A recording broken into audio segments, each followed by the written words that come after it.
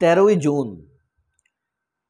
মধ্যরাতে ইসরায়েল যখন ইরানে হামলা করে তখন সবাই ভেবেছিল ইরান হয়তো দু একটি ধমক দিয়ে থেমে যাবে, কিন্তু ইরান যে ইসরায়েলের উপরে পাল্টা আক্রমণ করবে এবং সেটি শুধু ইসরায়েল নয়, আমেরিকা সহ গোটা ইউরোপকে কাঁপিয়ে দিবে, এটা কেউ ধারণাই করতে পারেনি।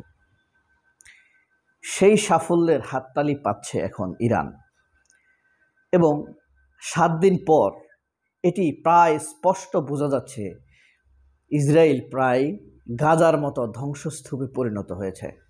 তারা অনেকে বলে ইসরায়েলের ক্ষয়ক্ষতি হতাহতর সংখ্যা খুবই কম, কিন্তু এটার কারণ আছে। তারা প্রত্যেকটি বিল্ডিংয়ের নিচে বাংকার আছে, অর্থাৎ উপরে যদি 50 তলা হয় নিচে অন্তত 10 তলা থাকবে মাটির নিচে।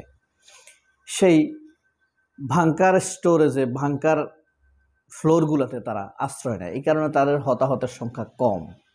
ইসরায়েলরা এরকমই কাপুরুষের মতো মাটির নিচে পালায়, আর মুসলমানরা সবসময় বুক চিতিয়ে লড়াই করে, তারা লুকাবার কিছু রাখে না।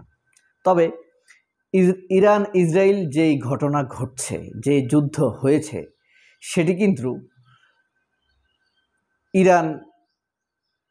ইরানের কাছে মানুষ যা আশা করেনি তাই দেখিয়ে দিয়েছে।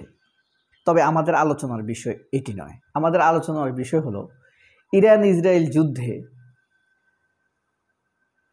সবচাইতে বেশি খুশি হচ্ছে চীন এবং রাশিয়া, অর্থাৎ পুতিন এবং শি জিনপিং।